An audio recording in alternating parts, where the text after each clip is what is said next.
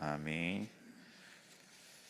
모세는 하나님의 백성들이 지켜야 할 법과 규정을 하나님 말씀대로 성실히 이미 가르쳤고, 또 가르치기 전에 그것을 이스라엘 광야 2세대들이 잘 지켜나가기를 당부하고 있습니다. 왜냐하면 이 하나님의 법 그리고 이 규칙들은 생명과 사망과 직결된 문제이기 때문에 그렇습니다. 그래서 죽고 사는 문제다 하는 것이죠. 그래서 그는 부올산에 있었던 큰 사건에 대해서 모세가 말씀하고 있는데, 이제 발람이 이스라엘 백성들을 미혹하여서 바알을 섬기게 했던 사건입니다. 이 일로 많은 사람들이 죽었어요. 부올산에서 바알을 섬긴 사건에 대해서 말씀하면서 하나님의 법을 떠났던 이 사람들이 어떻게 되었는지를 봐라. 그리고 하나님이 말씀하신 법과 규례를 지키라 명령하고 이 길만이 사는 길이다라고 말씀하고 있는 것이죠. 그래서 이 계명은 하나님이 친히 정하여 주신 이 십계명을 중심으로 하는 율법인데, 율법은 하나님 나라 백성들이 마땅히 지켜야 할 삶의 양식과 규칙들입니다. 물론 우리는 이 율법에서 자유했습니다. 그리스도 예수께서 십자가에 못 박히심으로 말미암아 우리를 위하여 속전을 내어주시고 우리를 이 율법의 정죄로부터 자유하게 하셨습니다. 그러나 여전히 하나님의 말씀에 나타난 하나님의 뜻과 하나님의 그 원칙들 그리고 그 규범들을 따라 살아가야 되는 것이죠. 왜냐하면 거기에 진정한 생명이 있기 때문인 줄 믿습니다. 그래서 우리가 하나님의 말씀을 가까이 하고 그 말씀에 나타난 하나님의 뜻을 지키고 받들고 하나님이 우리에게 요구하시는 그 삶의 양식들과 그 규칙들을 쫓아가야 되는데, 그런데 우리가 동기가 부족하면 잘 하기가 힘들잖아요. 왜 그래야 하느냐 하는 거예요. 그래서 모세가 오늘 율법을 지키라고 명령하면서 왜 율법을 지켜야 되는지에 대해 말씀하고 있는데, 그 이유들을 살펴보면서 우리가 하나님 말씀을 지키며 살아가야 하는 이유가 무엇인지를 발견하고 더욱 말씀을 잘 지켜나가기를 소망합니다. 그러면 모세는 왜 율법을 지키라고 명령하고 있는가? 첫 번째는 율법을 지키는 것이 하나님을 섬기는 것이기 때문이다 하는 거예요. 율법은 사실 하나님을 경외하는 방식입니다. 그러니까 하나님을 섬기는 방식이다 하는 거죠. 하나님이 출애굽할 때 이제 너희는 내 백성이 되고 나는 너희의 하나님이 될 것이다. 그러니 내가 머물 성막을 만들라 하시고 또 계명을 주셨는데, 언약하시고 불 가운데서 음성으로 말씀하시고 계명을 주셨는데, 이제 내가 너희 장막 가운데 거하는데 너희와 내가 함께 하려면은 너희가 나를 잘 섬겨야 되는데 그 방법이 뭐냐? 바로 율법이다 하는 거죠. 세상의 법은 사회 체제 유지나 권력 유지를 목적으로 하지만은 그때 당시에 고대 근동의 법은 그렇다 하는 거죠. 그러나 하나님의 법, 율법은 하나님과의 관계를 목적으로 한다 하는 거예요. 그래서 성결법이라든지 제사법이라든지 도덕법이라든지 이 모든 법들이 하나님과의 좋은 관계를 위해서 주신 법이다 하는 거예요. 여러분, 사람들은 법을 어기고 싶을 때 그런 유혹들을 받습니다. 그런데 왜 법을 어기지 못합니까? 그 법을 어겼을 때 따라올 형벌 때문이죠. 신호를 위반했을 때 벌금이 있고 그런 것들이 있잖아요. 그런데 하나님의 법은 형벌은 부차적이다 하는 거예요. 더 우선하는 것은 뭐냐면 하나님과의 관계입니다. 그래서 하나님의 법을 지킬 때는 그 형벌이 두려워서 하는 게 아니에요. 하나님을 경외함으로, 하나님을 두려워함으로 하는 것이죠. 예수님께서 부정하게 재판하는 한 재판장에 대해서 말씀하시면서 그가 하나님도 두려워하지 아니하더니 그렇게 말씀합니다.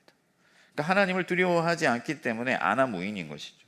그가 가진 힘으로 대충 법을 지키고 또 법을 이용하고 또 어떤 사람들은 들키지 않으면 그만이다 그렇게 생각을 해요.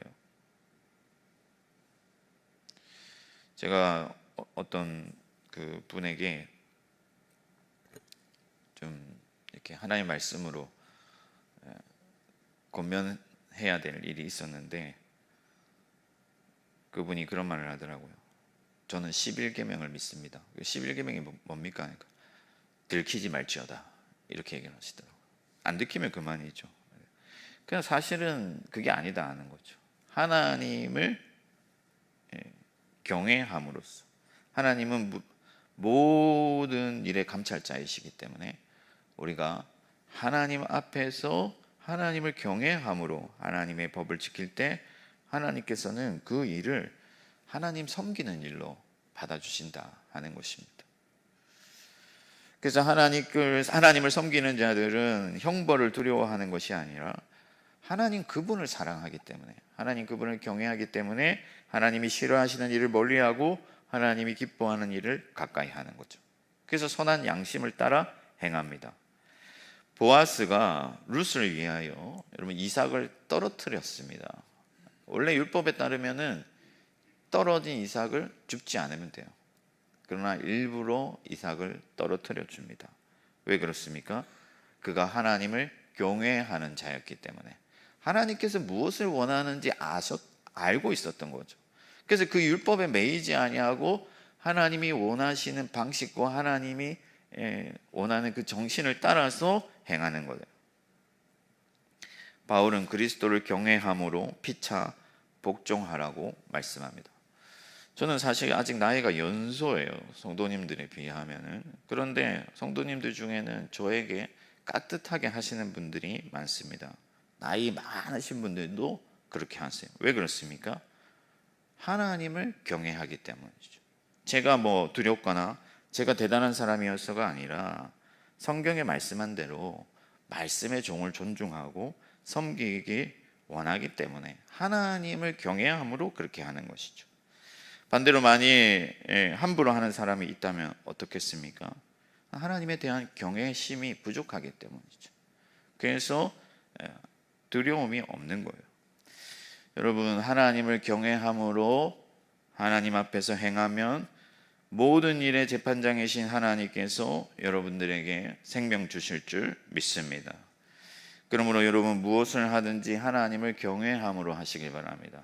직분을 받아 섬길 때도 하나님 경외함으로 하시고 예배할 때도 하나님을 경외함으로 하시기 바랍니다.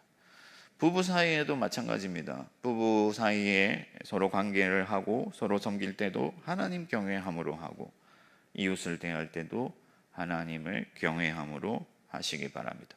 그러면 여러분 우리가 율법에 매일 필요가 없어요.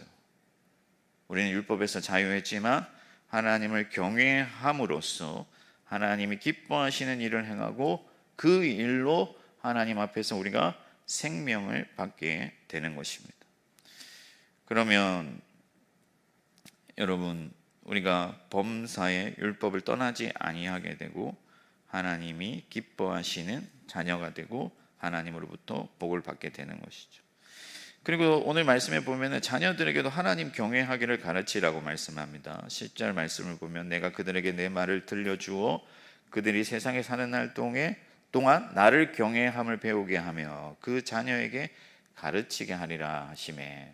그러니까 나만 하나님을 경외하는 것이 아니라 내 자녀들도 하나님 경외하기를 가르치는 거예요. 왜냐하면 여러분 부모로서 자녀가 잘 되기를 바라잖아요. 여러분들의 자녀가 정말 잘 되기를 바란다면 세상에서 잘 나가기를 요구하거나 그렇게 만드는 것이 아니라 하나님 경외하기를 가르쳐야 돼요. 저는 우리 아이들에게 야단을 치는 일이 거의 없습니다. 함부로 매를 들거나 그런 적도 없어요. 그런데 제가 진짜 화를 낼 때는 하나님 말씀 대할 때나 기도할 때 장난친다든지 그럴 때는 제가 단호하게 화를 내고 엄격하게 지도합니다. 왜 그렇습니까?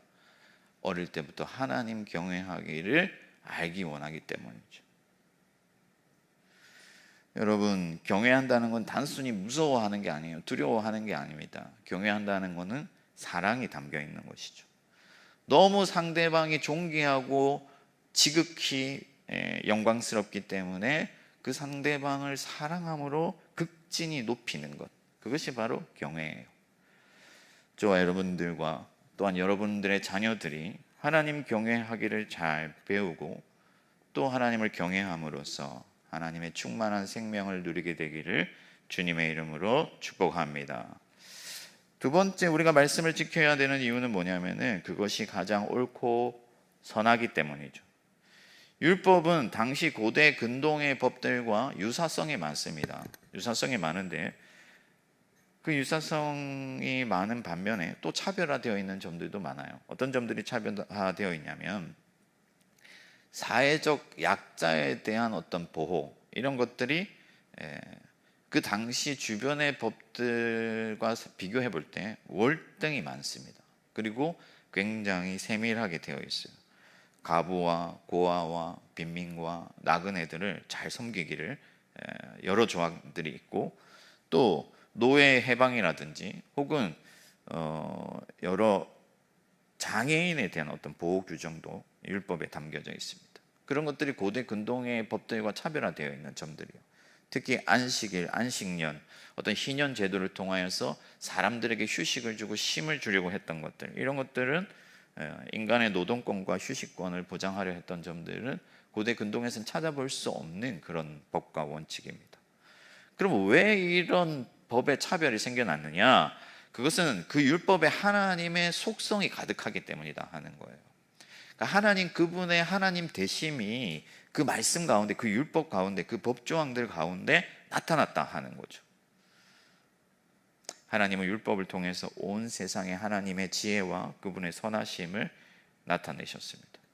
그래서 모세는 오늘 말씀해 보니까 내가 너에게 선포하는 이 율법과 같이 그 규례와 법도가 공의로운 큰 나라가 어디 있느냐 하면서 하나님의 법이 가장 공의롭고 가장 정의롭고 가장 선하다는 것을 선포하고 있는 것이죠. 그리고 세상 사람들이 이 모든 규례를 듣고 이르기를 이 큰 나라 사람은 과연 지혜와 지식이 있는 백성이로다 하리라 말씀했습니다. 그러니까 하나님의 율법이 가장 지혜롭고 가장 선하고 가장 큰 지식이다 하는 거죠. 사람들이 높이 사고 부러워할 만큼 지혜롭고 좋은 법이다 하는 거예요. 하나님께서 솔로몬에게 지혜를 주셨을 때 스바 여왕이라든지 세상 주변의 많은 사람들이 솔로몬을 존경하고 사랑하고 아꼈던 것처럼 이스라엘이 이 여호와의 지혜로운 법을 따라 살아갈 때 무슨 사람들로부터, 세상 사람들로부터 존경을 받고 지혜롭다 칭찬을 받고 사랑을 받게 된다 하는 거죠. 그래서 시편 기자는 여호와의 율법은 완전하여 영혼을 소성시킨다, 그렇게 말씀을 했습니다. 그러므로 사랑하는 성도 여러분, 하나님의 말씀이 가장 좋다는 것을 믿으시기 바랍니다.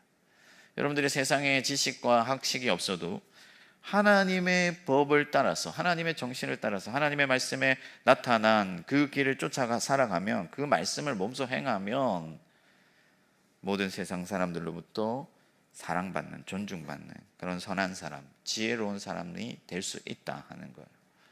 그것이 바로 세상의 빛이 되는 방식입니다. 하나님의 말씀을 배우고 그 말씀에 나타난 생활의 규칙과 모범을 지킬 때 우리 모두가 이 세상의 리더가 될 수 있는 것이죠. 모든 사람들의 사랑과 존중을 받게 됩니다. 제가 알기로는 이리 신강교회의 안경훈 목사님이라는 분이 계신데, 이분은 그냥 교회 목사님이에요. 근데 이분이 돌아가실 때 그 지역의 모든 사람들이 슬퍼했다. 그 정도로 불신간의 어떤 신망과 존중을 받으신 분인데, 그 이유가 뭐냐? 왜 그러한가? 그분이 하나님의 말씀을 몸소 행했기 때문이다. 이웃을 사랑하고 가난한 자들과 또 고아와 과부들을 불쌍히 여기고 그렇게 살았기 때문에 세상 사람들조차도 존중하고 사랑하는 그런 정말 세상의 빛과 같은 그런 삶을 살 수 있었던 것이죠. 저도 신학을 하고 성경을 배웠지만은 참 저보다도 정말 대단하다 싶은 그런 성도님들이 계시고, 절로 고개가 숙여질 때가 있습니다. 저보다 뭐 공부를 많이 해서가 아니고 말씀을 더 많이 알아서가 아니라 정말 그 말씀대로 살고 그 말씀이 인격이 되고 그렇게 되는 분들을 볼 때마다 고개가 숙여지는 것이죠. 사랑하는 여러분, 하나님의 말씀이 길이요 생명이요 진리인 것을 믿으시고 그 말씀대로 준행하여 이 땅에 하나님의 빛을 비추고 무사람들을 선한 길로 인도하시는 저와 여러분들이 되기를 주님의 이름으로 축원합니다.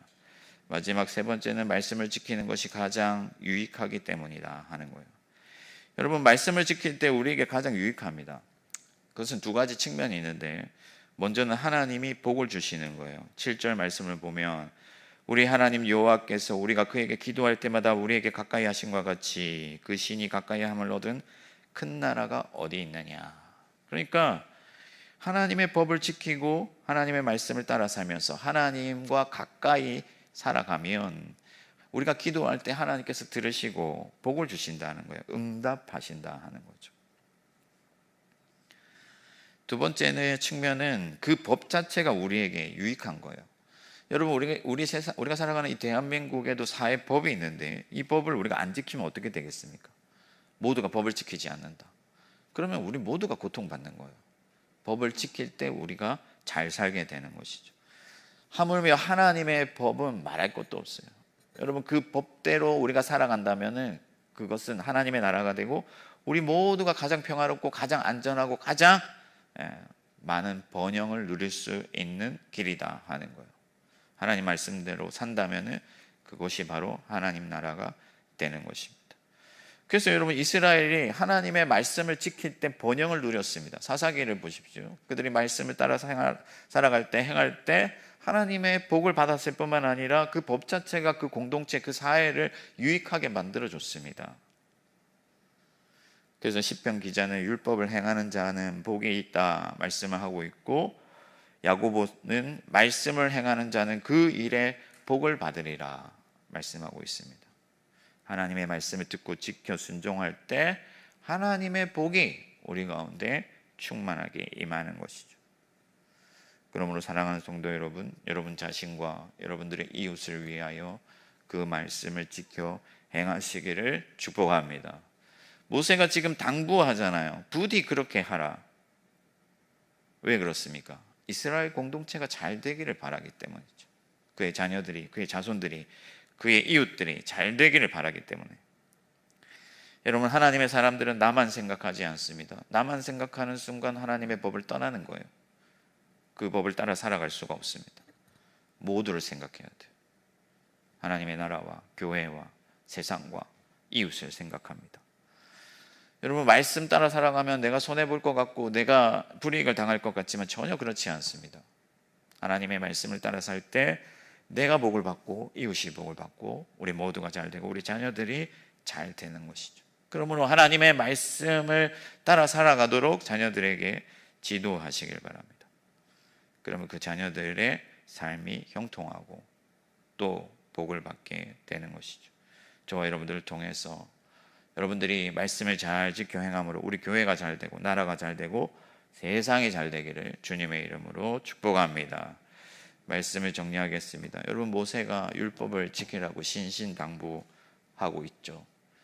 부모의 마음입니다. 자식 잘 되길 바라는 게 모든 부모의 마음이지 않습니까? 또한 하나님의 마음입니다. 하나님이 우리에게 내 법을 지키라, 내 말씀을 따라 살아가라 말씀하시죠. 왜 그렇습니까? 그것이 하나님이 우리와 가까이 할 수 있는 길이고 하나님의 생명을 얻는 길이고 하나님의 복을 얻는 길이기 때문에 그렇게 우리가 마땅히 영광 받으실 하나님을 사랑하고 경외하고 또한 말씀을 지킴으로 세상에 빛이 되고 또한 말씀을 지킴으로 하나님의 복이 이 땅에 임하게 될 때 우리를 통하여 하나님께서 영광을 받으시고 여러분들을 통하여 이 땅에 하나님의 나라가 충만하게 될 줄 믿습니다. 말씀을 통해 하나님 나라를 이 땅에 세워나가는 저와 여러분 되기를 주님의 이름으로 축원합니다.